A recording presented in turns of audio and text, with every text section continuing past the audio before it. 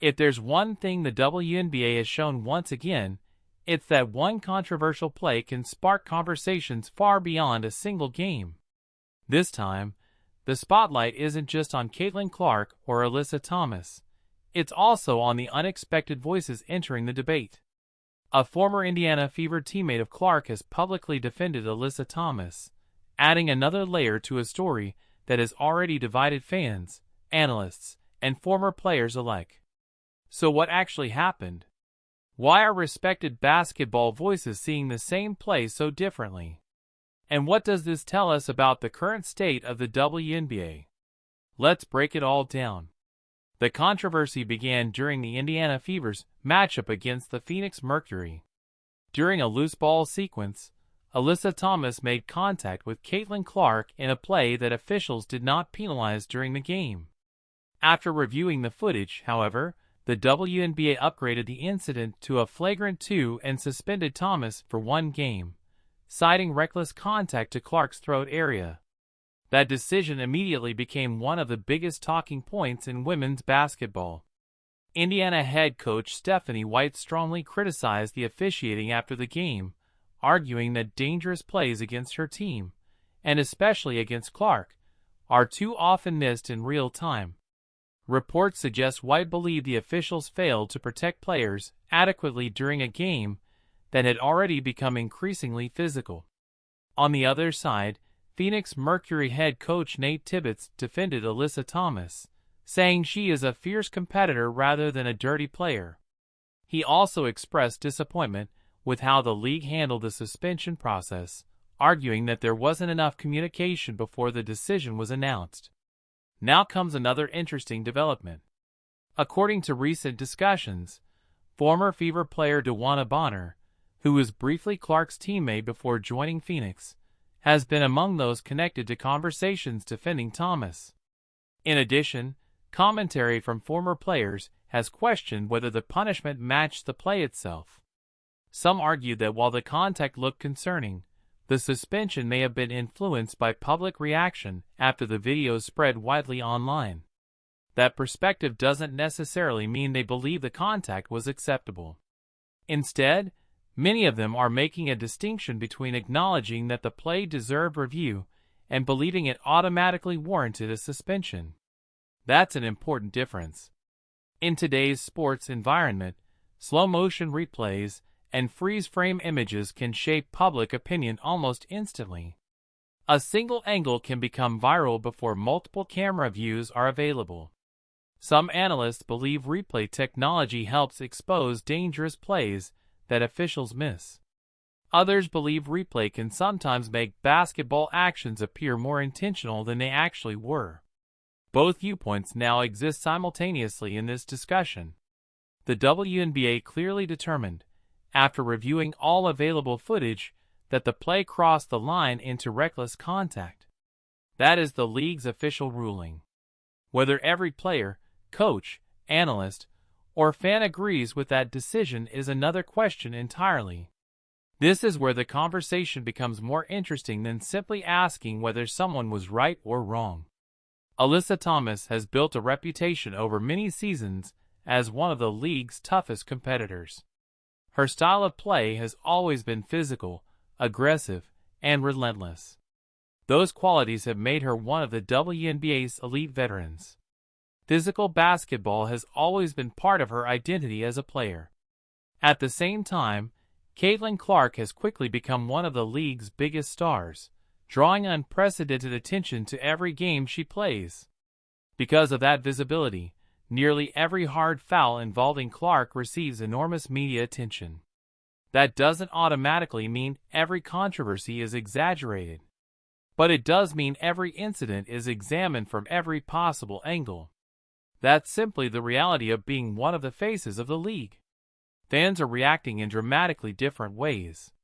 One group believes the suspension was absolutely justified. Their argument is straightforward. Regardless of intent, contact involving a player's throat or neck area is dangerous, and the league has a responsibility to discourage those plays before someone gets seriously hurt. Another group argues the punishment was too severe. They believe basketball is an emotional, physical sport where collisions happen quickly, and they worry that suspensions based largely on post-game video review could create inconsistent standards moving forward. Others have focused less on Alyssa Thomas herself and more on the officiating. Many fans believe the biggest issue wasn't the suspension. It was the fact that nothing was called during the game. Had officials recognized the play immediately, perhaps much of the controversy could have been avoided. That criticism has become increasingly common whenever high-profile WNBA games feature controversial physical plays. According to recent discussions, consistency has become one of the league's biggest challenges. Fans don't necessarily expect perfection from officials. What they do expect is consistency. If similar contact receives different rulings from game to game, frustration naturally grows among players, coaches, and fans alike. Another fascinating aspect of this story is how former players have responded. Retired athletes often bring a unique perspective because they've experienced the speed and physicality of professional basketball firsthand. Some former players have suggested the incident has been blown out of proportion. Others have emphasized that regardless of intent, protecting players should always come first. Neither position necessarily dismisses the other. Instead, they reflect different philosophies about balancing physical competition with player safety. And perhaps that's the real story here. Not whether everyone agrees, but whether the league can establish standards that players understand before these moments happen. The WNBA continues to experience remarkable growth. Attendance is rising. Television audiences continue to increase. Media attention has reached levels the league has rarely seen before. With that growth comes greater scrutiny. Every controversial call, every suspension, every heated post-game interview, everything is analyzed in ways that weren't as common just a few years ago. That increased attention can be both an opportunity and a challenge. It creates more visibility for the league, but it also means every decision receives immediate public debate. For Caitlin Clark, this latest incident adds to an already long list of highly discussed physical games. For Alyssa Thomas, it creates questions about how aggressive defenders can continue playing without crossing disciplinary lines. For coaches, it raises concerns about officiating consistency. And for the league, it reinforces the importance of transparency whenever controversial disciplinary decisions are made. Ultimately, it's possible to acknowledge multiple truths at once. The WNBA believed the contact deserved discipline. Alyssa Thomas and those defending her believe the suspension was excessive. Stephanie White believes officials failed to protect her player during the game. Many fans believe better officiating could have prevented the entire debate from escalating. Those positions don't have to cancel each other out. They simply illustrate how complex these situations become once emotion, competition, replay review, and public opinion all intersect. As the season continues, the focus will eventually return to basketball itself. But this discussion will likely remain part of the larger conversation about physical play, officiating standards, and player safety throughout the league. And perhaps that's the lasting takeaway. Not just who was right or wrong in one particular moment, but whether the WNBA can continue developing clear, consistent standards that earn the trust of players, coaches, and fans alike. Now we'd love to hear your perspective.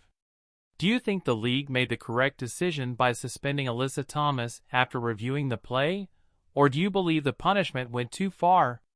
Share your thoughts respectfully in the comments, and let's keep the conversation focused on the game, the rules, and the future of the WNBA.